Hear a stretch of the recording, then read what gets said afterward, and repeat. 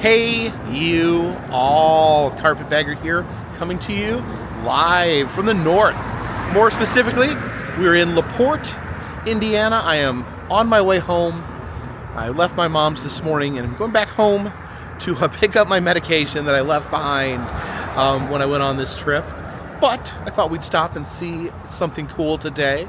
So I am here in front of the Fiberglass Freaks Batman Museum. Now, it wasn't too long ago, only like a week or two, that we were in Metropolis, Illinois, and went to the Superman Museum.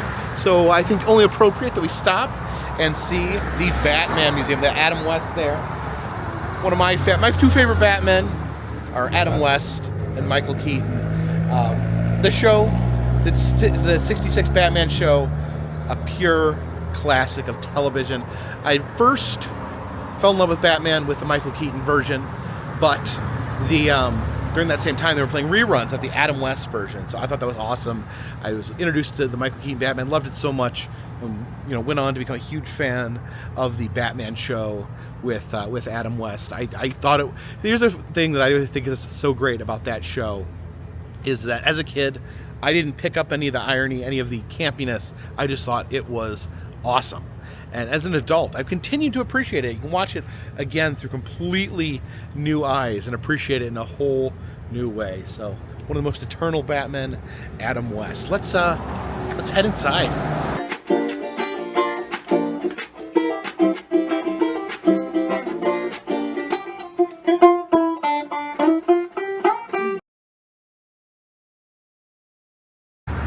You see up above there, for Halloween, they have Batman holding a jack-o'-lantern. Kind of an interesting older building here. Let's head in. Okay, and as we enter here, we have the full history of Batman, starting in 1939 with Detective Comics, now known as DC. That's why you don't say DC Comics, because you're saying Detective Comics comics. Yeah, but there's 66 Batman there. It actually predated here by, this is Robert Lowry playing Batman and Johnny Duncan playing Robin. The 1968 animated Batman cartoons, and the Dark Knight Returns graphic novel. I remember my dad had a copy of this. I never read it, but I remember flipping in it and being disturbed by the terrifying images of Batman and Superman.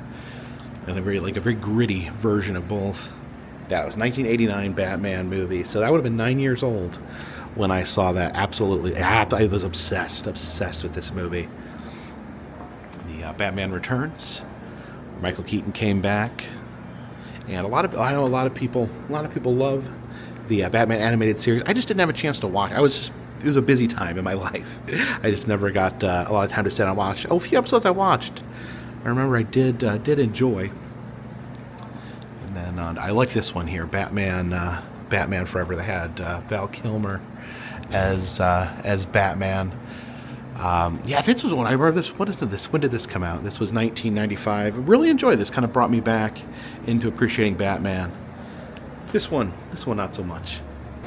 Never heard of Return to the Batcave, 2003. Interesting. Of course, Batman Begins. That was pretty good. Dark Knight, the Joker was pretty fun. Bane, I love the Bane voice. Batman. Wasn't the biggest fan of this. The Batman vs Superman movie really did not. I really thought that was pretty silly. Just seemed like it could have been really good, and it turned out being really silly.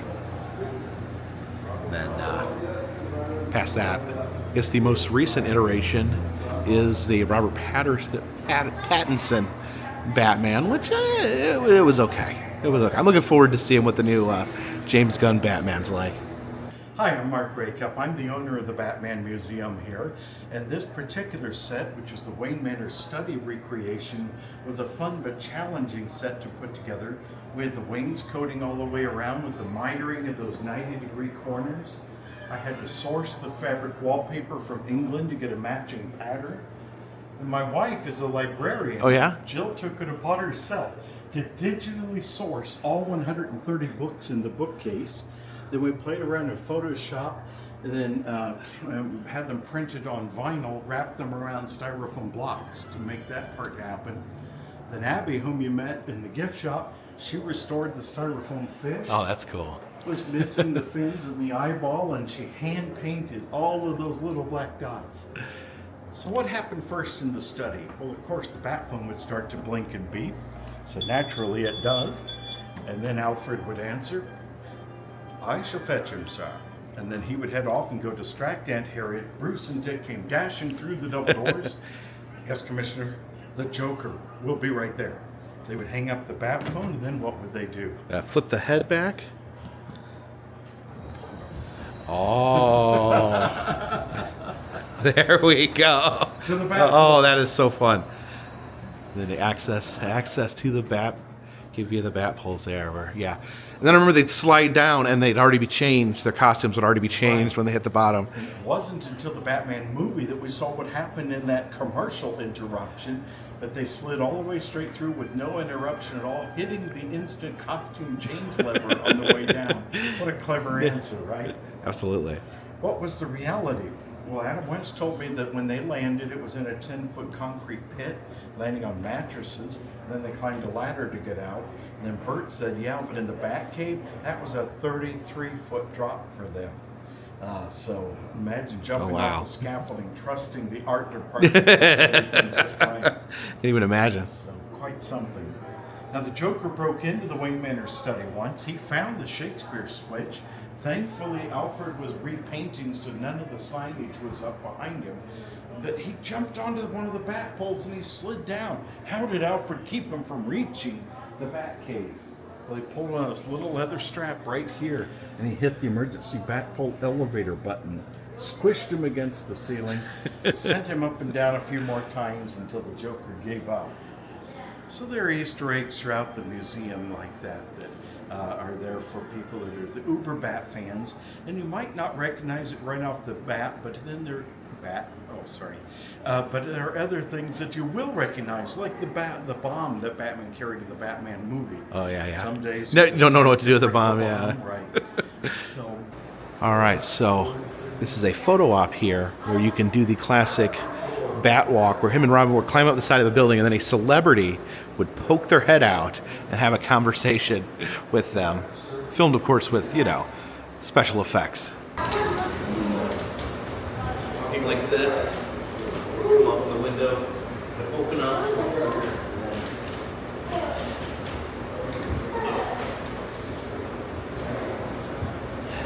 And the celebrity would come out of the window here and have a conversation with Batman and Robin.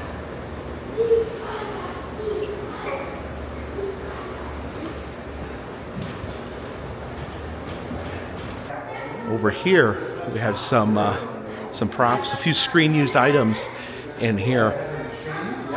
This shirt here, actually worn by Burgess Meredith as the Penguin. See, it's kind of faded, but it has little penguins etched into it.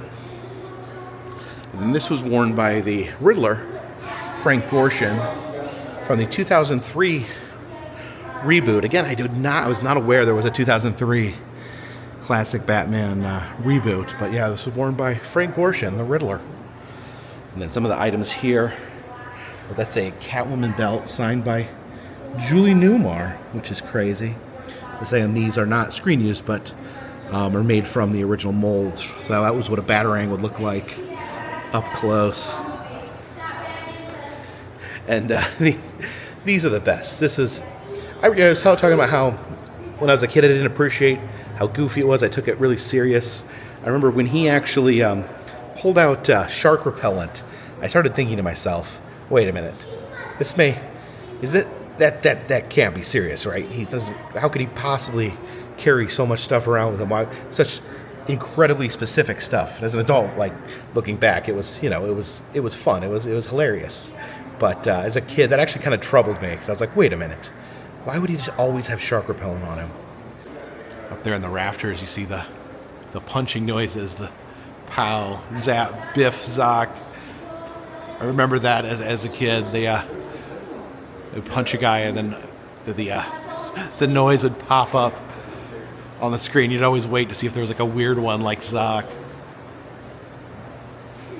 Here is a list of all the Batman villains. Now they use some from the comic book, like Joker and Penguin and Riddler and Catwoman. They're all in the corners. But then there was other villains as well.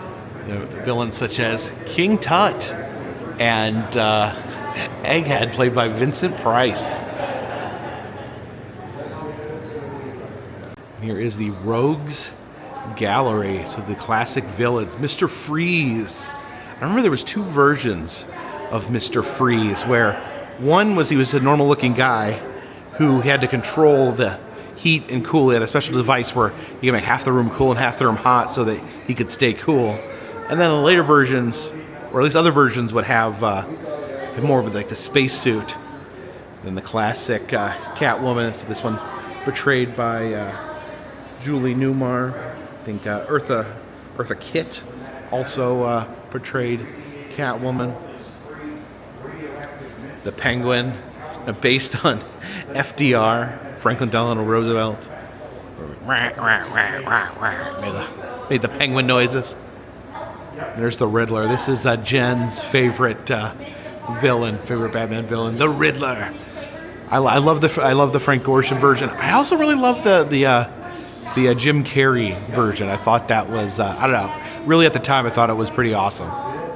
There's Cesar Romero as the Joker. One interesting thing is he still kept his mustache under the face paint. Now, right now when you watch it, it's very apparent that he's painted over his mustache. But I believe back in the day when you had like a crappier TV, you really couldn't tell. So it really wasn't a big deal back then. But like as TVs got more defined, it became clearer and clearer he was hiding a mustache. You can actually enter this area to take selfies here with the villains. You can see the little backgrounds here behind Mr. Freeze. Catwoman here.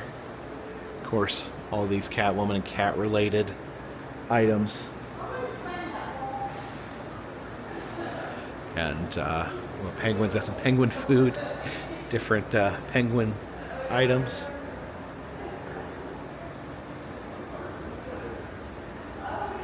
The Riddler has his giant bomb there. Oh, I remember this, where they turned all the world leaders into powder. It was in the movie. Oh yeah, it's the dehydration, right? So they dehydrated the world leaders and put them in test tubes as they turned to dust. Yeah, Joker, man, it's a good Joker. I love it. Look at that maniacal look on his face. He's got all the different jokes and clown items. There's a less popular villain, the Mad Hatter here, the different hats in front, but that is the iconic pink cowl, where he used radiation to turn Batman pink. I guess down here is the Batcave. Some of the other different versions of Batman along the railway there. Now, in addition to owning this museum, the Fiberglass Freaks Company makes replicas of the Batmobile. That is 5 of the replicas all at once, so that may be the most Batmobiles ever in one picture. But this is not one of their replicas here. This is an actual George Barris made original, who designed the original Batmobile. And this is actually screen used. This was in an episode of Batman. Yes, the number 4 Batmobile. It says used in the contaminated cowl / the Mad Hatter runs afoul. So this is actually used in the episode where the Mad Hatter infamously turns Batman's cowl radioactive pink. Now let's get a little peek here. As you can see the insides there. Yeah, pretty crazy. Oh, right there, signed by Burt Ward, Robin himself. And look at all this Batman memorabilia. This is the Batmobile Gotham City racing track. Oh, what is that? That's a bat bear. Is that a bat fuggler? I'm not sure. Let's see the other fluffy Batman and Bat dogs. Eat some Bat cereal. The Hershey's Batman chocolate bar. Lots and lots of Bat Pez. Oh, and there's Batman Funko cereal. Oh, Jen collects this line here. That's Batman with his underwater breathing apparatus. And with his pink cowl. Could that be a Bat Cupie? There's the Bat boat. Everyone loves the Batmobile. Bat boat doesn't get enough love. Some autographed photos of some of the cast. And then we enter the actual Batcave here. Here is the classic Adam West and Burt Ward Batman and Robin.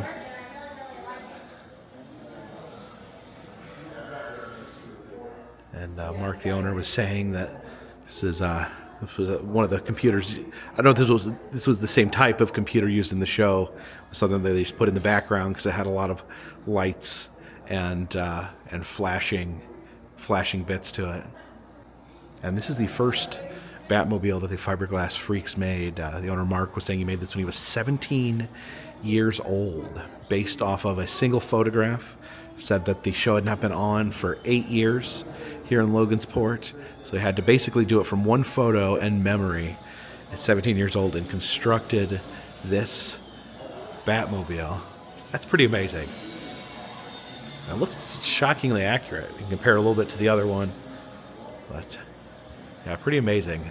Imagine 17 years old having your own Batmobile. That would have been pretty amazing. Yeah, you can see the equipment that Batman would have here in the Batcave. You see here the giant lighted lucite map of Gotham City. There's Batman's laboratory here. Of course, Batman not only fought crime, he's a detective, a scientist, an inventor, amongst other things. Here's the Lego minifig versions of the 66 Batman and Robin. See the different versions of the Batmobile. Oh, those are all Hot Wheel Batmobiles and Bat vehicles of other types.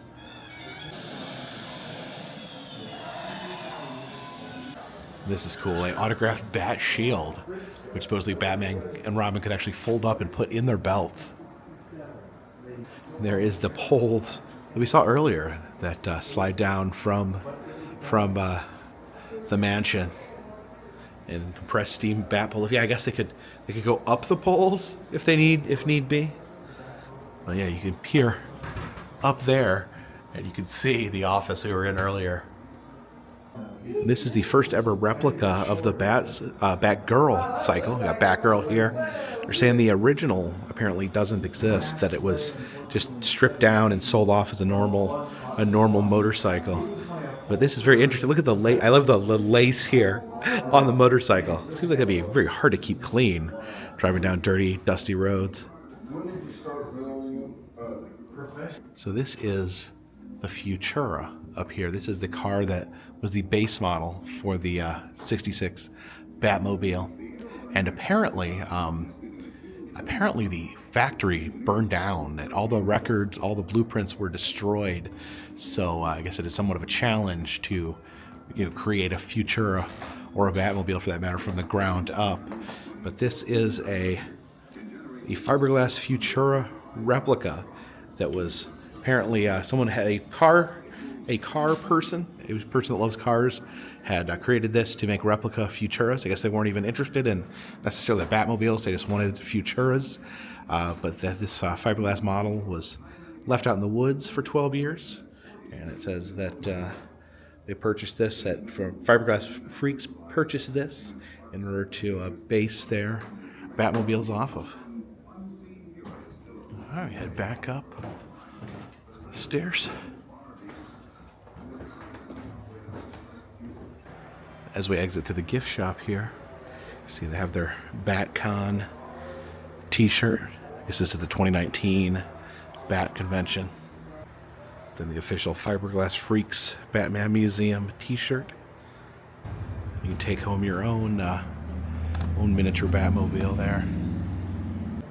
Some comic books as well. Saw a lot of good Riddler stuff. I grabbed something for Jen, but honestly, I'm not sure what she does and doesn't have. Look at that black and white Riddler.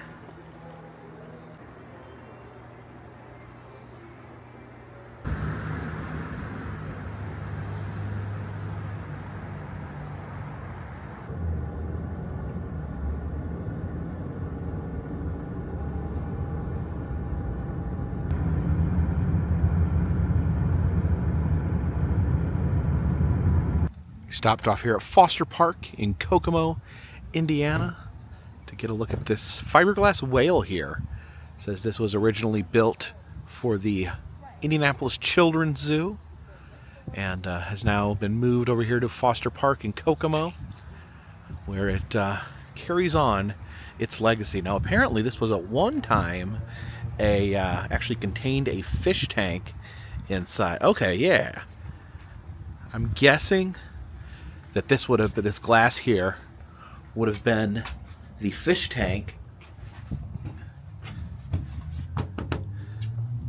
but now they have actually the history of Willie the Whale as he went through his refurbishments. It used to be a different color, darker color.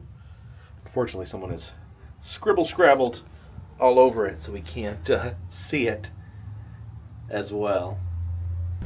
But that is a fine whale. I guess the white color kind of gives it that Moby Dick type look, the famous white whale that Captain Ahab was out to gain revenge against. Of course, you can't get revenge against a whale. That's absurd. But is it definitely a mainstay of fairy tale parks? The mid-century fairy tale parks. You have like fiberglass fairy tale and storybook characters. It seems like they always had like a whale that you could go inside the mouth of.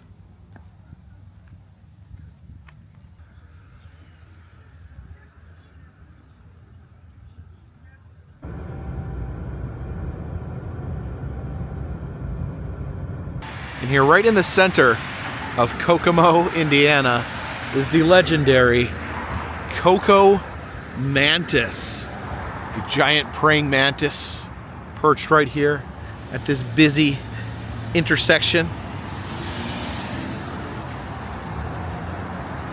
You can see down here it says, Kokomantis says, "Please don't climb on me, I am ticklish." So he doesn't like the tickles. So please don't try to ride him like a horse.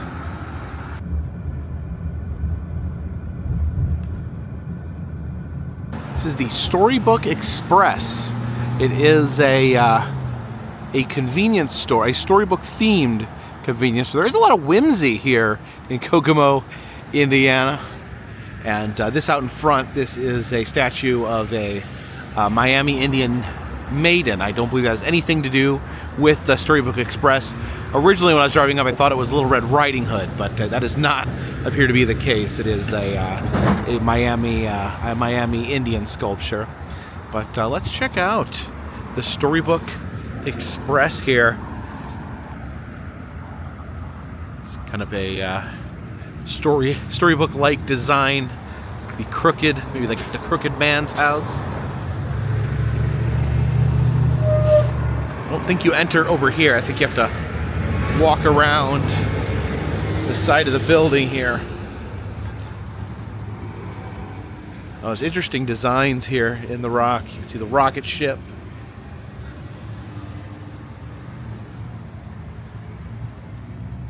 Oh, and look over here. Appears to be a giant electrical outlet with a much smaller electrical outlet in the hole. But I'm curious to see what it looks like on the inside. And the theming doesn't really extend inside kind of a standard convenience store.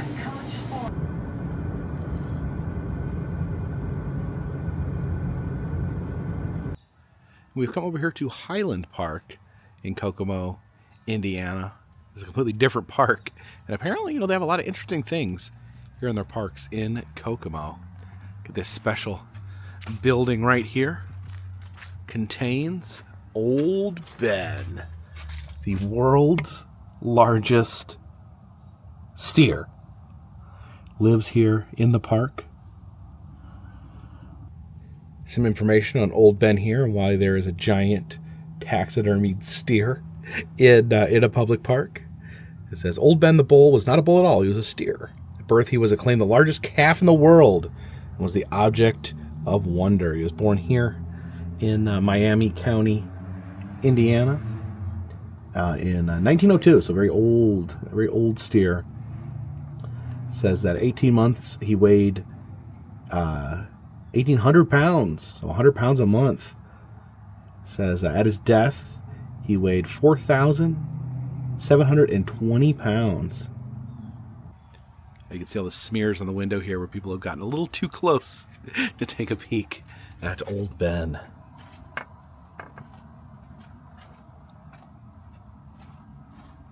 But that's not all, folks. Not only do we just have Old Ben, this giant, massive steer here in Highland Park, right next door we have this giant stump. And that is quite a stump. Right there it says that this stump, or this tree rather, when it was a tree, was a landmark and fell down. It was 100 feet tall. It was knocked down in a storm and then moved here to this location in 1916. The tree was 800 years old. And on this side of the stump, we have a recreation of the visitor center. That would be the stump in the middle. And then, it's hard to see him in the dark, but you can see him just a little bit. There's Old Ben is in that area. We have another exhibit here. This is the Kokomo cannon. We have a Civil War era cannon preserved here next to this wax soldier.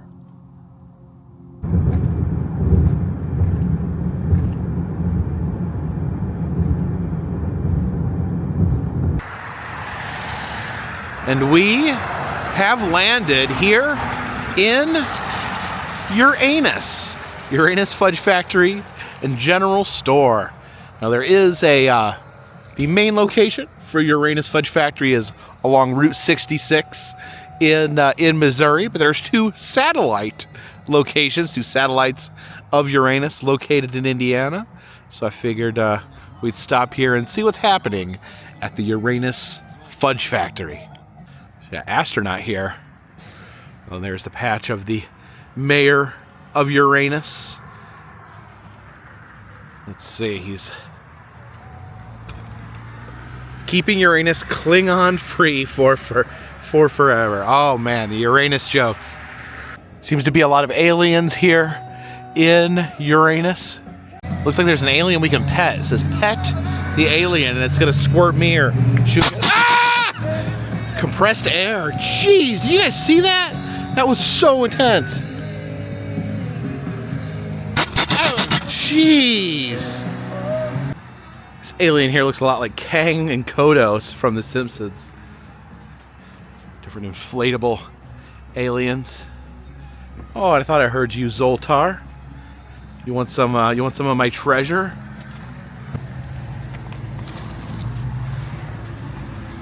Let me have it. Zoltar the Great Gypsy is here to give you ancient wisdom for your happiness. Pay attention now. Men of genius are admired. Men of wealth are envied. Men of power are feared. But only men of character are trusted. That's and true. You know, it never hurts to bribe your friends on sometimes. For example, give me a bit more cash. Oh, he and always I will wants more give you cash. your fortune. You see the mayor there being abducted. Make Uranus great again. And watch out for the spooky ghosts. So we enter here. There is the poster of the mayor. And actually, looks like they sell plushies of the mayor. His name is Rex Uranus. Yeah, lots of fun Uranus merch. Guess you have Uranus on Route 66. This one is on I-69. Glass there. Mayor on a rocket. We definitely need to get some Uranus pennies here Different designs, the UFO, the T-Rex. Got quarter penny. Turn that crank. There we go. 4 shiny pennies from Uranus. Quite the selection of different Uranus shirts. Uranus trucking. Uranus fire department. Got so many Uranus shirts. Uranus trucking. Uranus fire department. I love Uranus. Uranus liquors. And down here you can see the sideshow rats. They have, of course, they actually have a full sideshow museum at the location in Missouri, which is actually a lot of fun. You can see that's the mayor there. I wonder if that is supposed to be Cat, the sword swallower, who does sword swallowing acts at the Sideshow Museum in Missouri. See the hamster there being shot out of the cannon. There's a squirrel, some rats on its back. Yeah, these are amazing. Oh, look at the two-headed furry rat back there in the cage. I wonder if that's like the wild rat of Borneo. Check out some of the actual fudge here. All the different flavors. Are you looking to get your fudge pack to Uranus today? Okay, I did get a piece of fudge. How can you come to the Uranus Fudge Factory and not try a little bit of the fudge?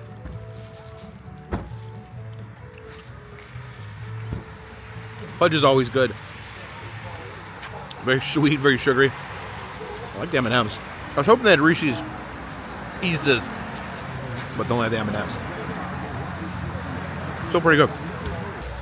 Get this T-Rex over here. Some dinosaurs hanging out in Uranus. Should have a separate ice cream shop over here. This is the True Believers Club. Sasquatch, alien, and ghosts. Guess the most important thing is that they believe in each other. This is interesting. Back here, got this guy up here riding on this building covered in ice cream cones. This ice cream cones smashed all inside of the building here. There should be some sort of dinosaur in a cage. Huh. This hot dog here, getting himself all nice and delicious. Put some ketchup on his head. Look at that. One of his eyebrows is ketchup, one is mustard. Oh, there is a giant ice cream sundae made in an actual boat. Probably not going to eat any ice cream. I think the fudge is more than enough. We'll take a little peek inside here. A very brightly colored Statue of Liberty there. Looks like she got some spider webs on her torch. Now it looks like they have their own brand of ice cream. Unfortunately, their mini golf is closed for the evening. This is Putt Pirates.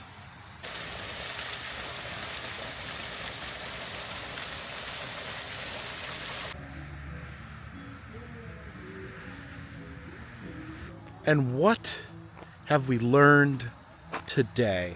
We learned all about the Batmobile, the history of the Batman 66 television show at the wonderful Fiberglass Freaks Batman Museum in Logansport, Indiana. We also learned that the world's largest steer lives in a little park in Kokomo, Indiana. We learned that Kokomo itself, a small town in Indiana full of unconditional whimsy, and we learned that there is no limit to the amount of jokes that you can make around the word Uranus.